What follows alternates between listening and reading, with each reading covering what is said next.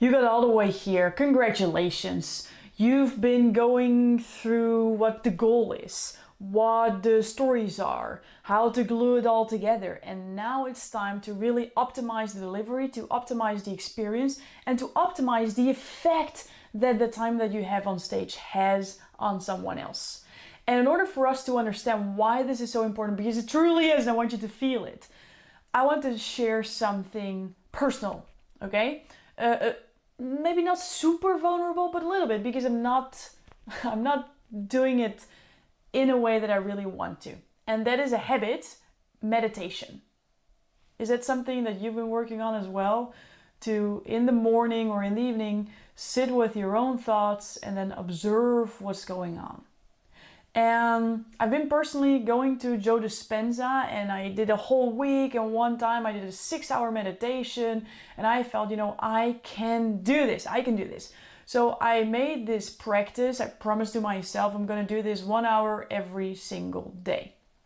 Now, I'm going to tell you, I don't do that every single day. It's a lot. It's a lot, and I sometimes take the time to ground, but then I catch myself with all these wild thoughts. And then when you have these wild thoughts, it's harder to come back to the routine of meditation because you are, inside. But that's the reason why you need to do it, and then it becomes this weird spiral. Now, the weird spiral is kind of the same when people are listening to you presenting, delivering a transformational message. Because when they're listening, what happens is, especially when you're doing it really well, is they get into their own wonderland. When you tell a story, you know now that people really connect with that story and experience it like it's real. Now what happens is when they feel those emotions and they see the pictures that you're presenting, they are connecting to a past memory of themselves. And then they sometimes, and maybe you recognize this, where you're listening to someone and at some point you're like, I think they're finished. I think I missed like 30% because I was in my own imagination. I was in my own mind.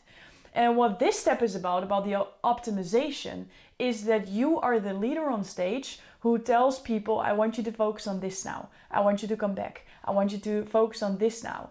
In such a way where people really, really embrace the experience, follow you all along. They're on their seat the entire time. They're making notes. They're interacting. They're using their body. They're using their physiology, because then it becomes part of them.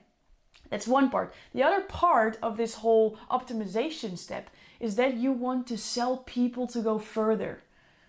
You can share an offer that you have and monetize it, earn money with it, but it doesn't have to be. I don't know what your goal is specifically is. Maybe impact is more important for you, but you do, and by the way, selling is service, so that's also a next level impact.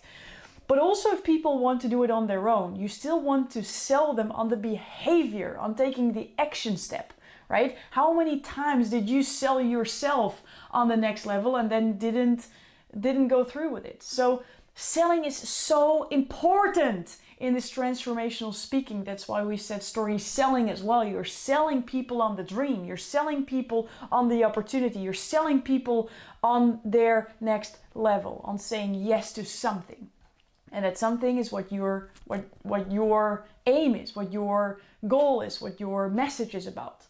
So you want to sell people on their next level, and that's what you're going to learn. You're going to learn how to strategically implement selling strategies and optimizing the engagement level of your audience, so they are truly transformed human beings who think differently, who feel differently, who will do differently. Not only when they're listening to you, but also afterwards. Sounds exciting? Let's go. Let's dive into it.